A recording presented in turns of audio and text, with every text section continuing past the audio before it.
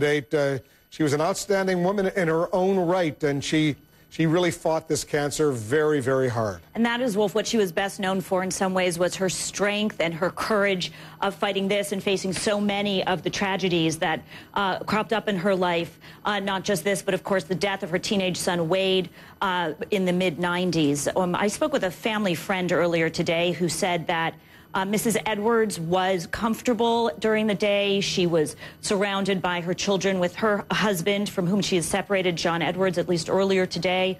And that this was significant in that this was a cancer she attacked aggressively. She said she always wanted the most aggressive treatment at every step of the way.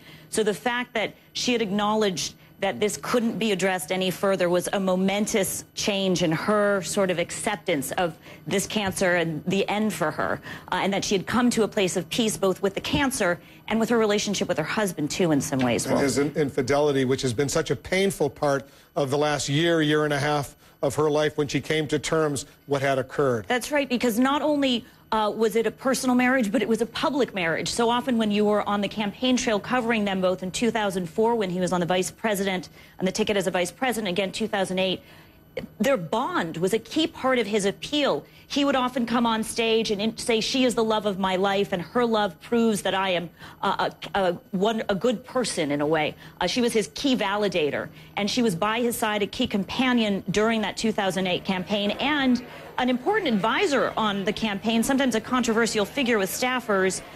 And so that's one of the reasons it was all the more shocking when it came out that he had had this affair, that he had lied to her about it, that he had fathered a child with someone else. And she, of course, wrote about that in this book, Resilience, where she expressed her rage. And as I say, family friends say that she had sort of come to a peace with it, having her there for both herself and for her children. It was November 2004 when she first alerted all of us that she had been diagnosed with breast cancer. And then it was in March of 2007 when she alerted all of us that it had recurred despite the treatment, the aggressive treatment that she got right after the initial diagnosis. So we've all sort of gone through her breast cancer, her treatment, her life with her. And as you point out, so much of the past year and a half, 2 years has been in the tabloids, which must have been so painful for her and for her family. That's right. I mean, the recent news and the dramas, the saga has been exceptionally painful, no doubt, for them. But, you know, when you talk to the people who are close to the Edwardses, they say that they want everybody to remember, as she's passing, that she was also an advocate for health care reform, that when she learned that she had cancer, instead of going private, she went public, trying to educate people and push for an expansion of our health care program. And that she was more than a candidate's wife. She was a trained lawyer. She was an accomplished professional in her own right.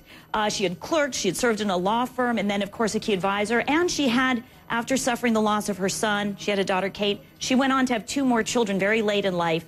She's a woman who didn't give up. Yeah, easily. And John King is joining us right now. John, I understand you have the statement that has just been released by the family?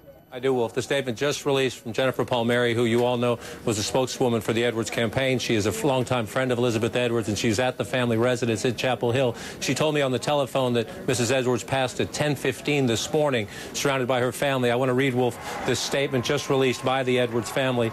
Today we have lost the comfort of Elizabeth's presence, but she remains the heart of this family. We love her and will never know anyone more inspiring or full of life. On behalf of Elizabeth, we want to express our gratitude to the thousands of kindred spirits who moved and inspired her along the way. Your support and prayers touched our entire family. And the statement goes on to say, Wolf, in lieu of flowers, donations may be made to the Wade Edwards Foundation, which benefits the Wade Edwards Learning Lab. That foundation, of course, set up, as Jessica Young was just talking about a moment ago, when the Edwards lost their son.